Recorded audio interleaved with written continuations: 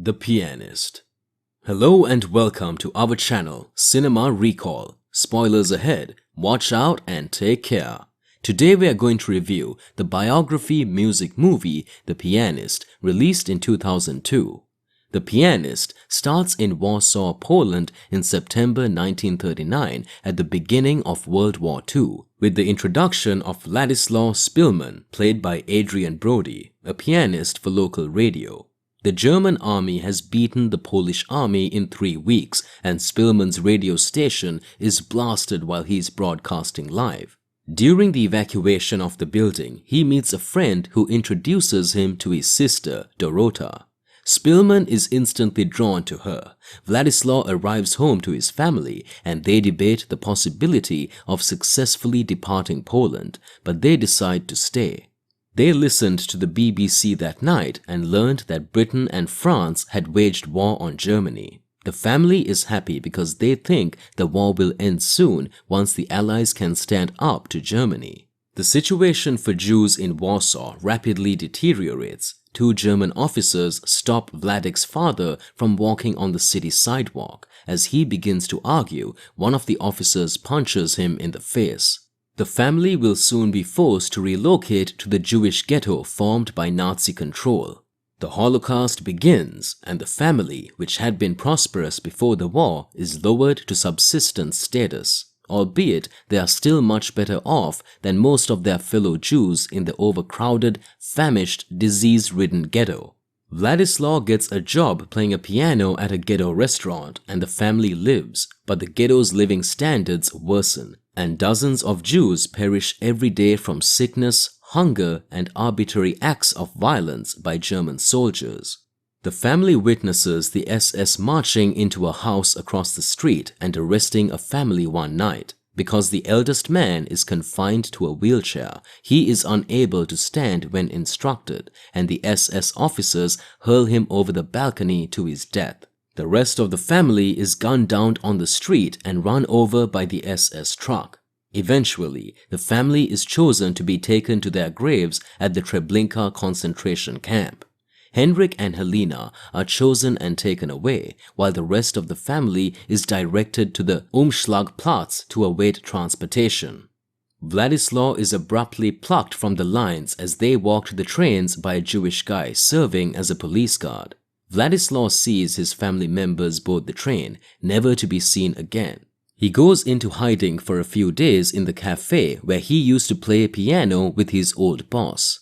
Afterwards, he merges in with the 10% or more of Jews kept alive in the ghetto for slave labor, knocking down the brick barriers that separate the ghetto and the erecting apartment buildings for new, non-Jewish residents.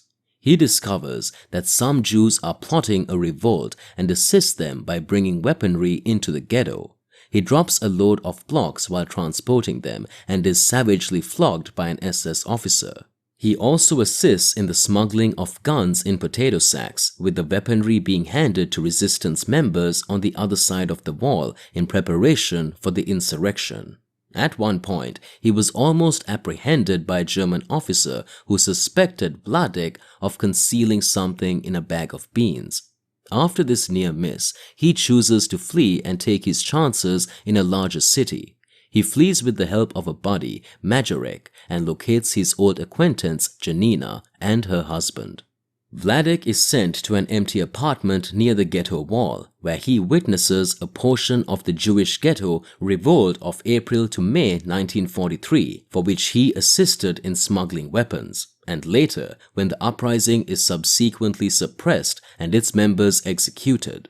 Later, Gebzinski wishes to relocate Wladyk since the Nazis have discovered the weaponry of the Polish resistance, forcing Gebzinski to flee as well. Gebzinski believes it is only a matter of time before the Nazis discover Wladyk's hiding place. Wladyslaw stays at the apartment for a few months longer after his friend provides him with a location to go to in case of an emergency. Wladyk goes to the emergency location he was given, and there he sees Dorota, who is now married, pregnant, and has lost her brother. Wladyslaw takes refuge in an abandoned hospital across the street from his second hiding place.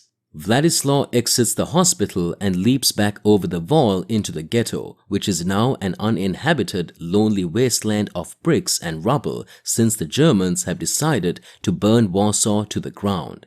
He stays there, digging among the burnt-out buildings for food and hides until one night a Nazi officer, Captain Wilhelm Hosenfeld, discovers him. He plays a solemn and gentle piano to prove to Hosenfeld that he is a pianist. Hosenfeld, inspired by Szpilman's music, assists him in his survival, enabling him to remain in the attic even after the property is designated as the captain's headquarters.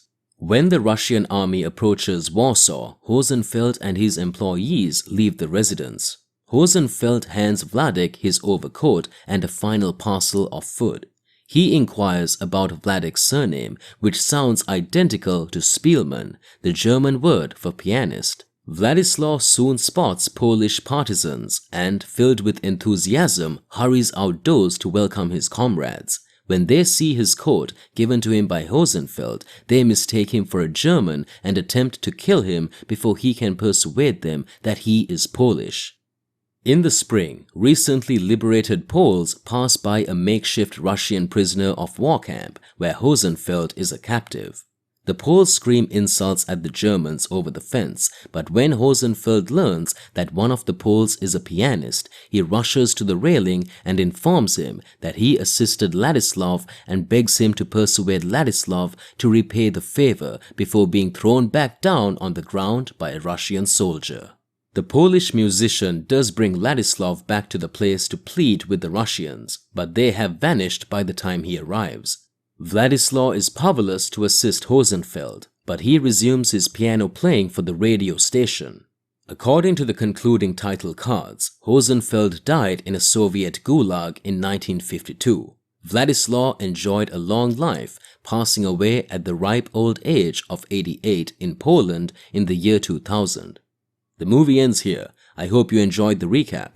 Please like the video and subscribe to the channel for more. Thank you.